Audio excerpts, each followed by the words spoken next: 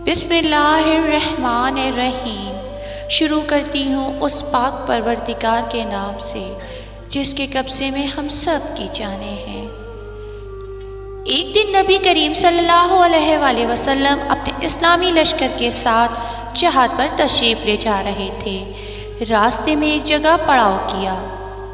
नमाज अदा करने के बाद नबी करीम सल्लल्लाहु अलैहि वसल्लम ने अपने सहाबा इकराम से इरशाद फरमाया, जो कुछ खाना है यहीं पर खा लो।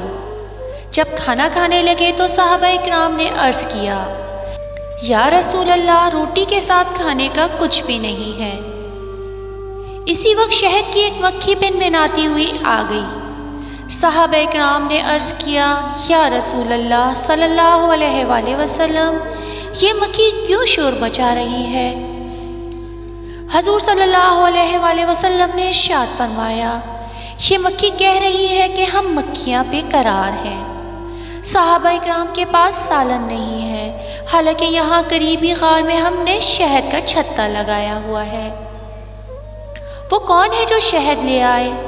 क्योंकि हम खुद आप सल्लल्लाहु अलैहि वसल्लम की खिदमत में शहद पेश नहीं कर सकती। आप सल्लल्लाहु अलैहि वसल्लम ने हज़रत अली रज़ी अल्लाह ताला अन्हु को हुक्म दिया कि इस मक्खी के पीछे चले जाएं और शहद लेकर आएं। हज़रत अली मक्खी के पीछे चल पड़े और गार से शहद ले आए। आप सल्लल्लाहु अलैहि वसल्लम ने वो शहद सहाबा इकराम में तकसीम कर दिया।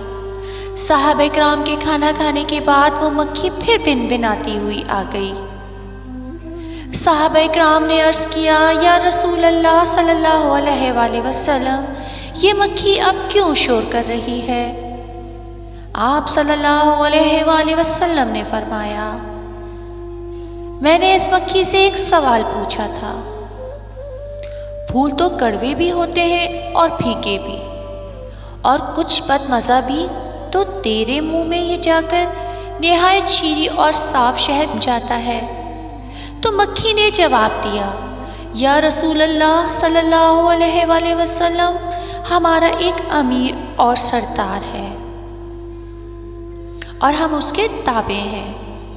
जब हम फूलों का रस चूसती हैं तो हमारा अमीर आपकी ज़ात मुक़द्दस पर दुरूद पढ़ना शुरू कर देता है।